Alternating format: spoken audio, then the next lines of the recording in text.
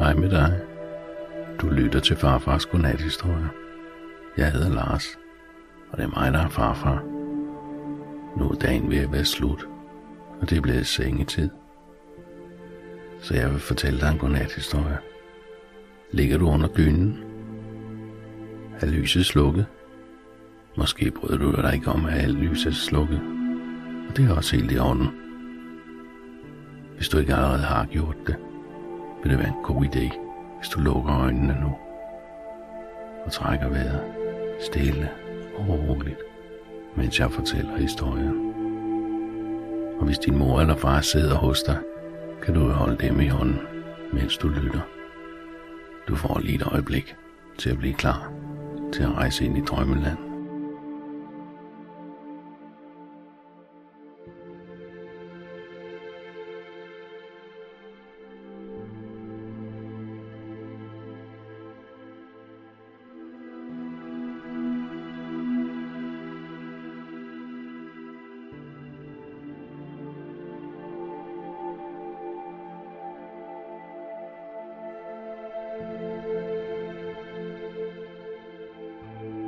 I aften skal du høre en godnathistorie, der hedder Månevennen. Der var engang en lille dreng, der hed Milo. Han boede i et gult hus med rødt tag og et lille vindue, der vendte lige op mod himlen. Hver aften, når dagen sagde farvel, sad Milo i sin seng med bamsen Brumle i armene og kiggede ud. Derude hang månen, rund og rolig, som et stort sølvfarvet smil. Måne, hvad laver du, når jeg sover? Spurgte Milo. Så blinkede månen bare én gang. Et lille sølvblink, som om den sagde, jeg er lige her. Udenfor susede vinden stille mellem træerne. Bladene raslede og hviskede, sov nu, lille Milo. Milo gabte et stort, langt gab.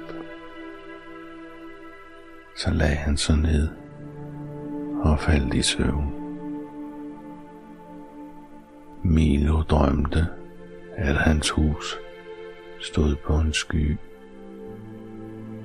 En blød, hvid sky, der duftede af bolsjer.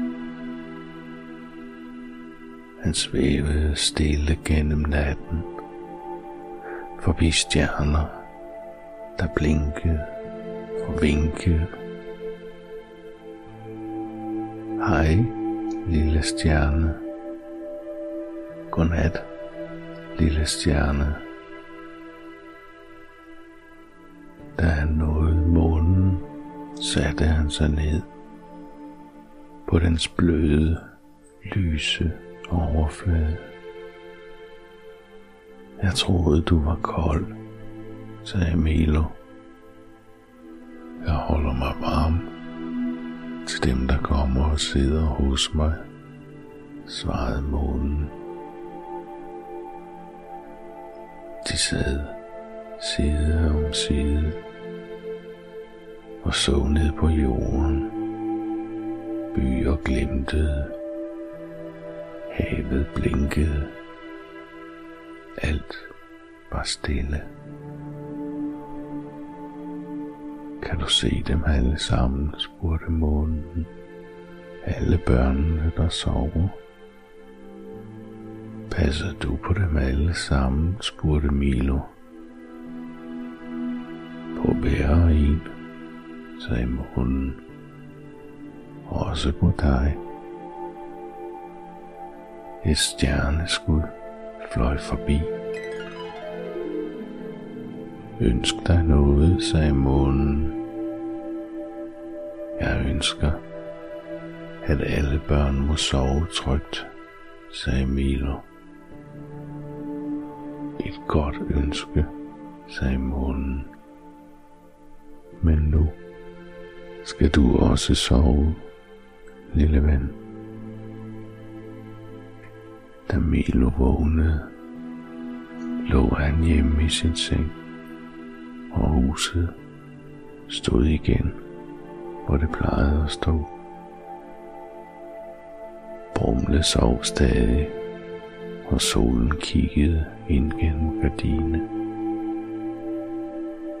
Milo strakte sig, gabte og smilede.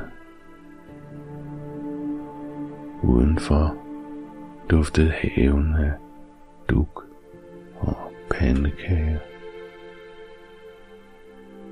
Godmorgen, måne, sagde Milo.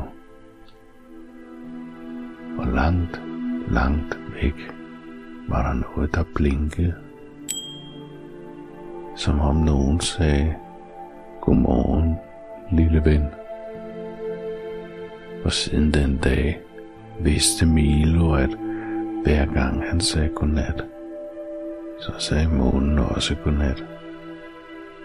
Helt stille, lige inden han faldt i søvn.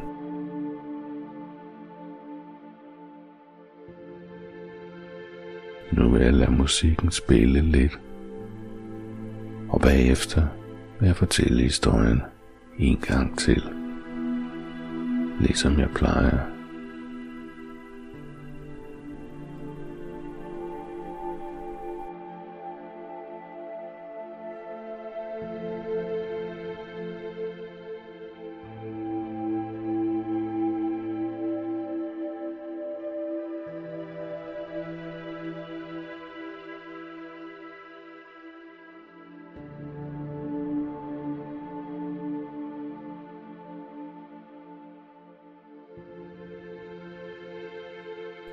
Nu vil jeg fortælle historien igen.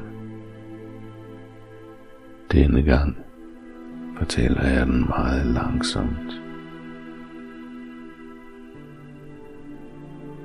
Hvis du ikke allerede sover, ved du jo, hvad der sker i historien. Og så sker der ikke noget ved, at du falder i søvn, mens jeg fortæller den.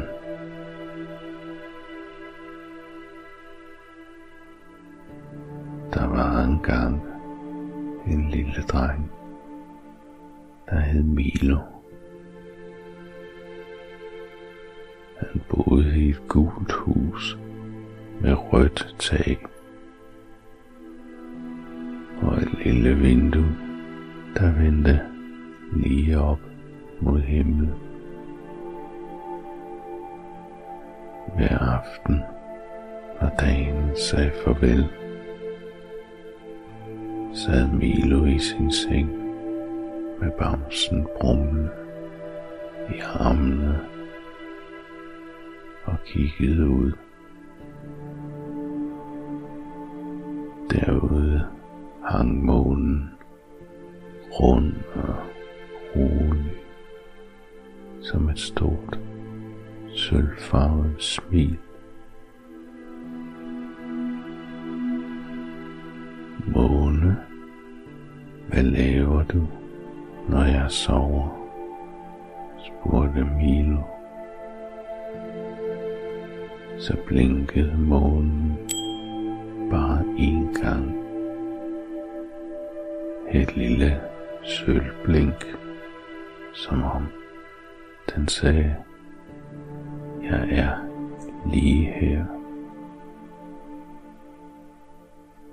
Udenfor susede vinden stille mellem træerne.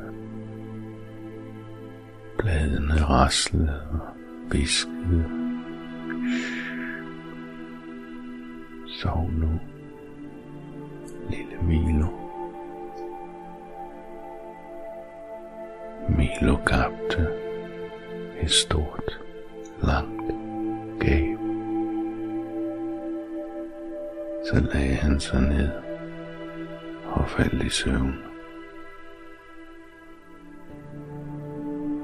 Milo drømte, at hans hus stod på en sky. En blød, hvid sky, der duftede af bolsjer. Han svævede stille gennem natten, forbi stjerner, der blinkede og vinkede. Hej, lille stjerne. Godnat, lille stjerne. Da han nåede månen, satte han sig ned på dens bløde, lyse overflade. Jeg troede, du var kold, sagde Milo. Jeg holder mig varm til dem, der kommer og sidder hos mig, svarede månen. De sad side om side og så ned på jorden. Byer glimtede, havet blinkede, alt var stille. Kan du se dem alle sammen? Spurgte månen. Alle børnene, der sover. Passer du på dem alle sammen? Spurgte Milo. På hver og en, sagde månen.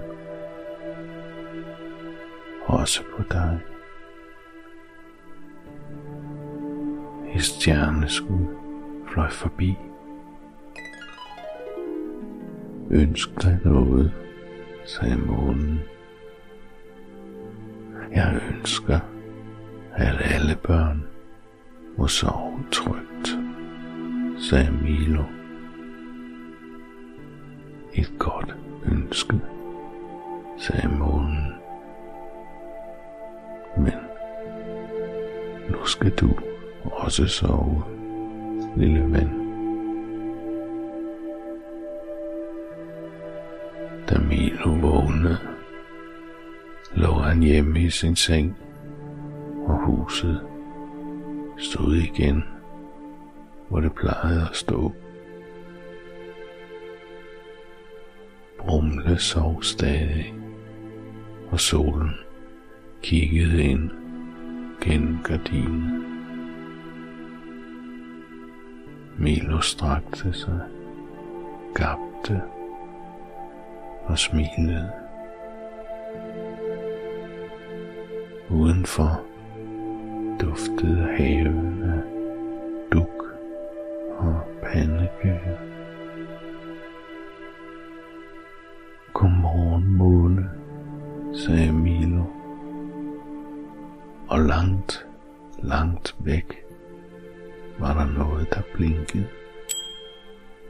Som om nogen sagde, godmorgen, lille ven. Og siden den dag vidste Milo, at hver gang han sagde godnat, så sagde månen også godnat. Helt stille, lige inden han faldt i søvn.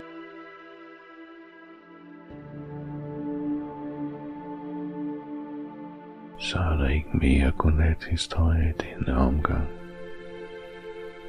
Og jeg vil ønske for dig, at du må drømme rigtig dejligt i nat.